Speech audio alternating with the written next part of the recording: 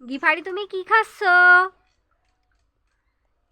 গিফারি গিফারি বাবু কি খায়?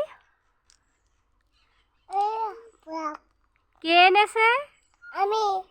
তুমি এনেছো? কোথা থেকে এনেছো? তাই? তোমার দাদু ভাই কোথায়? বাজারে। বাজারে? হারাই গেছে তোমার দাদু, আর আসবে না। আল্লাহ। আসছে? কার সাথে? দাদির সাথে?